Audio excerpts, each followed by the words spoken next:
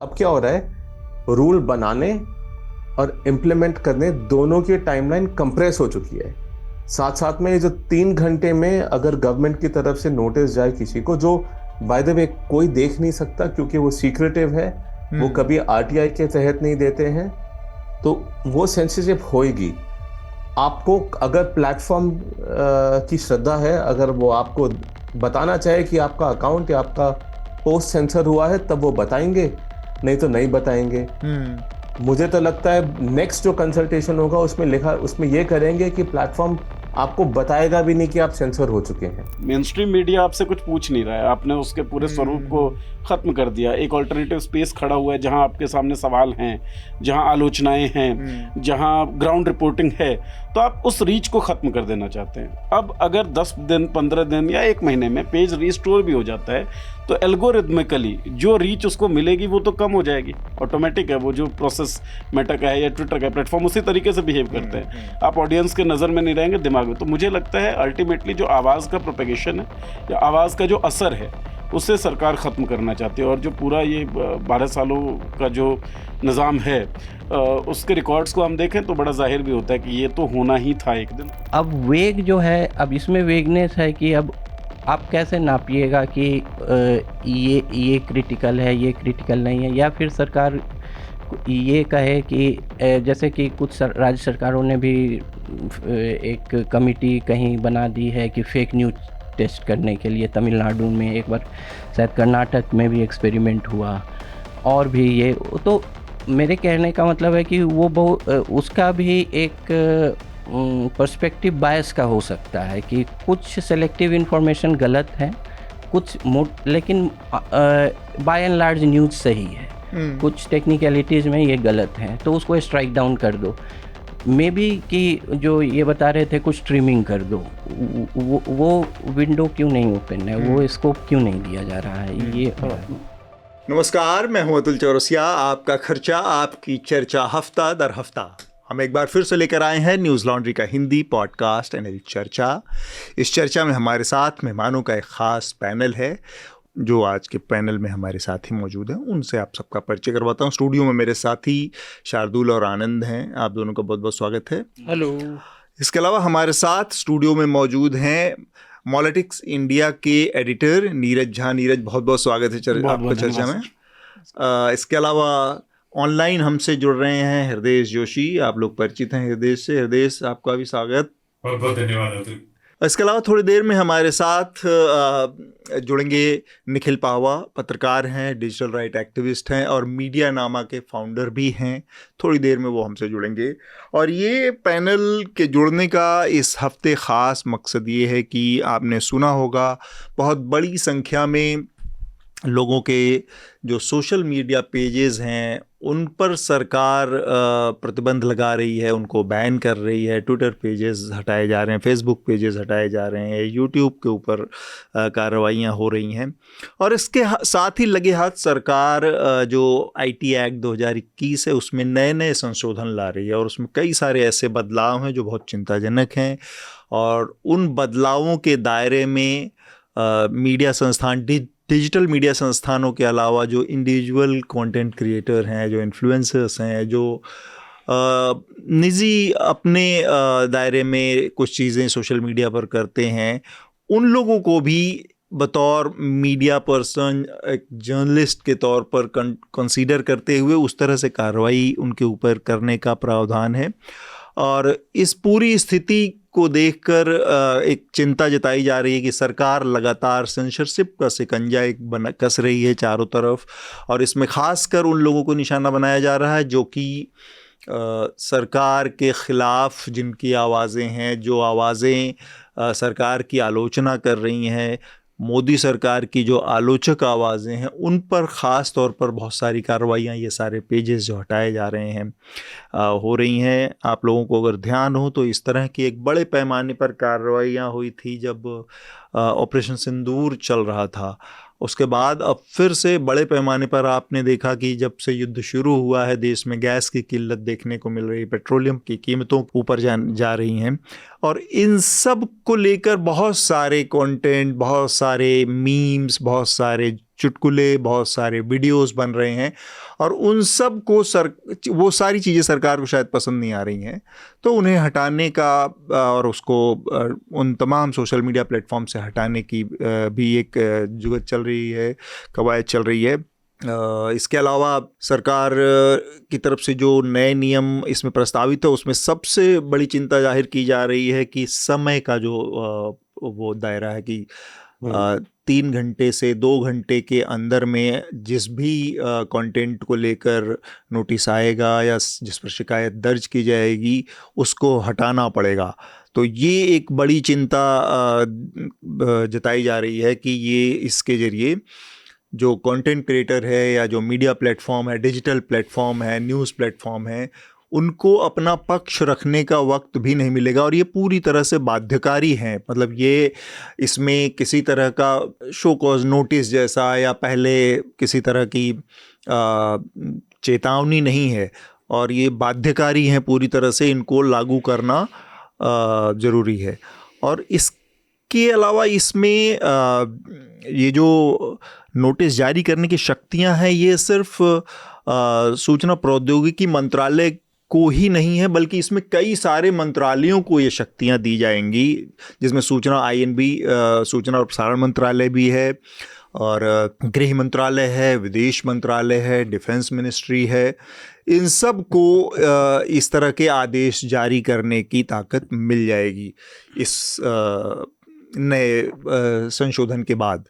तो सबसे पहले चूँकि निखिल पॉलिसी को अच्छे से समझते हैं और इन चीज़ों को लगातार फॉलो करते रहते हैं, तो मैं उनसे समझना चाहूँगा कि ये जो नए कानून, हमने बार बार बात की है, जब भी नए IT कानूनों के ऊपर में संशोधन और इसकी बात होती है तब इस पर चिंता जताई जाती है कि किस तरह से मीडिया के ऊपर निगरानी, पर ये पिछले बार के बदलावों से कितना ज़्यादा चिंताजनक और ज़्यादा बड़ा और समस्या की बात क्यों है इसमें निखिल? और क्या ऐसा भी है कि कुछ चीज़ें हम एग्जैजरेट करके देख रहे हैं, गलत रीड कर रहे हैं? नहीं, आप कुछ गलत रीड नहीं कर रहे हैं क्योंकि आप अभी जिस चीज़ को देख रहे हैं वो अभी हो रहा है जी। मतलब मुझे तो इस साल मुझे 20 साल हो जाएंगे पूरे डिजिटल इकोसिस्टम के बारे में लिखते हुए। मैं पहले शुरू किया था, मैंने एक साइट थी contentsutra.com और पिछले 18 साल से मैं medianama.com चला रहा हूँ जहाँ पे इन चीज़ों के बारे में हम लिखते हैं जी। तो अगर आप देखेंगे 2015 में एक सुप्रीम कोर्ट का केस था श्रेया सिंगल, जिसमें इसके बारे में हमने काफ़ी लिखा था। और उससे पहले आपको याद होगा कि जब बाल ठाकरे का निधन हुआ था तब 2 लड़कियां थीं पालघर में। एक ने बोला था कि जब कोई पॉलिटिशियन मरता है तो उस दिन छुट्टी क्यों सब कुछ बंद क्यों हो जाता है। जी जी जी। और दूसरे ने इसको लाइक करा था। हाँ। तो उस केस को वो 66A के तहत वो केस लागू हुआ था और सुप्रीम कोर्ट तक ये केस गया था। और श्रेया सिंगल नामक एक केस, उसके वर्डिक्ट में क्या कहा गया था कि सेंसरशिप जो है उसको कंट्रोल में रखने के लिए सुप्रीम कोर्ट ने कुछ अमेंडमेंट्स करे थे। 66A को तो खारिज कर दिया था। जी जी। 79A को ऐसे करा था कि वो सिर्फ ऑर्डर के थ्रू हो सकता है। और मुझे याद है उस केस के दौरान उस टाइम के जो गुजरात के चीफ मिनिस्टर थे नरेंद्र मोदी, उन्होंने अपनी ट्विटर की प्रोफाइल को काला कर दिया था प्रोटेस्ट में अगेंस्ट सेंसरशिप। आपको याद रखना चाहिए ये। बट जैसे ही NDA पावर में आई तो वो केस चलते रहा। जो मिनिस्ट्री थी वो फिर भी 66A के लिए आर्ग्यू करती रही।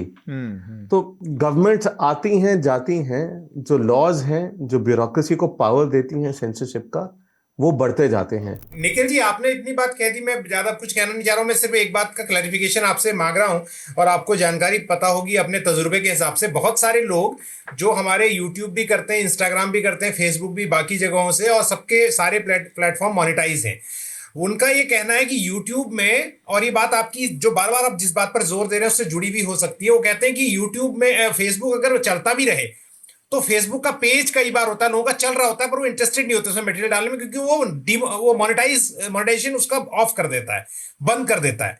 अब आप ये कह रहे हैं जैसे इनके साथ हुआ है, नीरज के साथ, कि किसी दूसरे देश में देखा जा रहा है वो, और यहाँ अकाउंट ब्लॉक है। तो ये थोड़ा समझाएंगे कि मोनेटाइजेशन ब्लॉक करना, नंबर वन, मेरे क्वेश्चन का पहला पार्ट ये है, क्या वो इसी का हिस्सा है कि सरदर्दी खत्म करो यार, मोनेटाइज अगर इस आदमी बहुत चह चह पे करता है, मोनेटाइजेशन बंद कर देंगे तो ये डालेगा ही नहीं।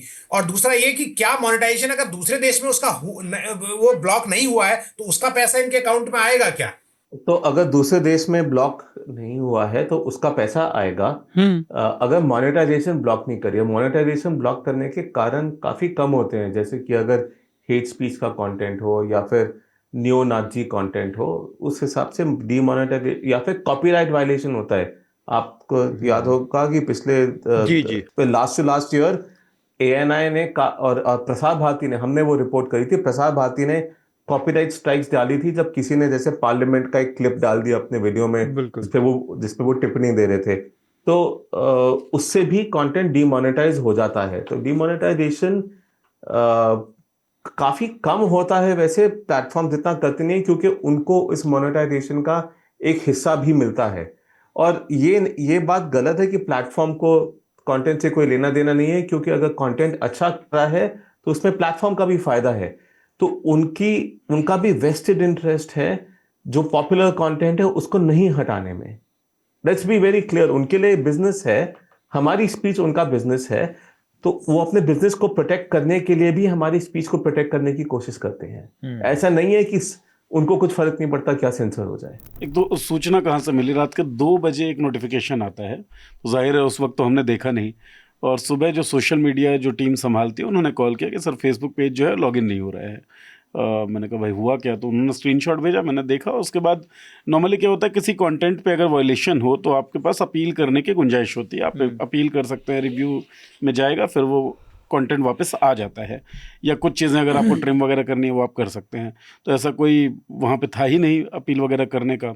फिर देखा तो धीरे धीरे बाकी और प्लेटफॉर्म्स का भी पता पड़ा जिनका ब्लॉक हुआ है। उससे पहले ट्विटर अकाउंट्स कुछ जो थे वो ब्लॉक किए गए थे। अच्छा, क्या है कारण अगर कोई बताया जाए तो कोई पैटर्न हम लोग देखते कि अच्छा ये हम लोग कर रहे थे, ये गलत था, शायद अब ऐसा ना करें। तो कोई कारण बताया नहीं गया, हम कहीं पे जा ही नहीं सकते। सीधे तौर पे नोटिफिकेशन में लिखा गया कि गवर्नमेंट के आदेश पे या लॉ एनफोर्समेंट एजेंसीज जो हैं उनके आदेश पे आपका ब्लॉक किया गया है। हमारी पॉलिसी क्या कहती है वो आप पढ़ लीजिए। तो एक वो लिंक है जिसपे फेसबुक या मेटा की जो पॉलिसीज़ हैं वो है। इसके बाद यह कि फर्दर इन्फॉर्मेशन के लिए आपको फिर से गवर्नमेंट के पास या फिर लॉ एनफोर्समेंट जो एजेंसी है उसके पास आपको जाना होगा। तो ना तो कोई कारण पता पड़ा हमें, ना ही हमें ये पता पड़ा कि भाई किसके पास जाएं और कहाँ से क्या होगा। और फिर जब हम अलग अलग सोशल मीडिया प्लेटफॉर्म स्क्रॉल करने लगे तो पता पड़ा नेशनल दस्तक, उसका फेसबुक पेज भी बैन किया गया। उसके अलावा 4 PM का तो चल ही रहा था, यूट्यूब चैनल जो उनका बैन किया गया था। राजीव निगम, उनका फेसबुक पेज भी बैन हुआ। अब इंटरेस्टिंग क्या था, राजीव निगम के साथ हमने कई शोज़ किए, चंडीगढ़ में हमने किया, दिल्ली में हमने किया, लखनऊ में किया हमने। तो कुछ चंक्स थे कि जिस व्यक्ति को मजाक नहीं पसंद या जिस व्यक्ति ने पूरे देश का मजाक बना रखा है उसको मजाक नहीं पसंद। ये राजीव निगम का एक चुटकुला था जो उन्होंने किया हुआ था। तो उसका चंक हमने सोशल मीडिया पे डाला। उस चंक की फ़ोटो राजीव निगम उस वक्त लखनऊ में, तो उन्होंने मुझे भेजी, नीरज यार इसे भी रिस्ट्रिक्ट कर दिया गया है। अब क्यों किया जा रहा है वो कोई कारण था नहीं, रेमेडी हमें पता थी नहीं उस वक्त, तो करें क्या और कैसे करें। फिर इंटरनेट फ्रीडम फाउंडेशन, अपार गुप्ता जो है उनसे उनके कनेक्ट में हम आए, ऋषभ रंजन अय्यवाला बोल के साथी थे हमारे, तो उनके थ्रू अब लीगली हम प्रोसीड तो कर चुके हैं, मेटा को लिख चुके हैं, गवर्नमेंट को लिख चुके हैं, और शायद अब उनके इंतज़ार कर रहे हैं हम उनके रिस्पांस का कि वो लोग क्या रिस्पांस करते हैं क्या नहीं करते हैं। अकॉर्डिंगली फिर रिट फाइल करेंगे हाई कोर्ट में। जो मुझे बताया गया है लॉयर्स की तरफ से वो तो कह रहे हैं रीस्टोर तो हो जाएगा पेज, क्योंकि ऑब्जेक्टिव जो है वो सिंगल पॉइंट ये है, जैसे शेडो बैन सब लोग जानते होंगे शायद, शेडो बैन आपके पेजेस रहते हैं, कर दिए जाते हैं कई बार कंटेंट के कारण। हमारा पेज जब फेसबुक का ये ब्लॉक हुआ है उससे पहले शेडो बैन था, और शेडो बैन की उस ड्यूरेशन में भी 28 दिनों में जो हमारी रीच थी, व्यूअरशिप था, वो 41 मिलियन था। तो मुझे लगता है आपको कर्टल तो रीच करना है, मेन स्ट्रीम मीडिया आपसे कुछ पूछ नहीं रहा है, आपने उसके पूरे स्वरूप को ख़त्म कर दिया। एक अल्टरनेटिव स्पेस खड़ा हुआ है जहां आपके सामने सवाल हैं, जहां आलोचनाएं हैं, जहां ग्राउंड रिपोर्टिंग है, तो आप उस रीच को ख़त्म कर देना चाहते हैं। बेसिकली मैं इसको 3 फेज में देखता हूँ कि श्रेया सिंघल जजमेंट तक 2015 तक, उससे पहले जो 2008 में जो 66A आया, तो उस समय जो है वो जो बहुत वेगली वर्डेड था कि एनोइंग कंटेंट को भी स्ट्राइक डाउन किया जा सकता है, ऑफेंसिव और मेनेसिंग। तो श्रेया सिंघल जजमेंट में जो डिस्पैरेजिंग और भी कई वर्ड्स, तो ये इतना मतलब कि कैच ऑल टाइप का था कि सारी चीज़ें आ जाएं इसमें। तो सुप्रीम कोर्ट ने इसको स्ट्राइक डाउन करते समय एक महत्वपूर्ण बात बोली थी कि ये जो है नैरोली वर्डेड होना चाहिए, ज़्यादा स्पेसिफिक होना चाहिए कि आप क्या मतलब रखते हैं इन सब वर्ड्स का। और ये तो वर्ड्स खुद ही वेग हैं, इसलिए और जो रीजनेबलेंस का जो टेस्ट है कि 19(1) जो है तभी रिस्ट्रिक्ट होगा जब 19(2) में जो ग्राउंड्स दिए हुए हैं वो वायलेट होंगे।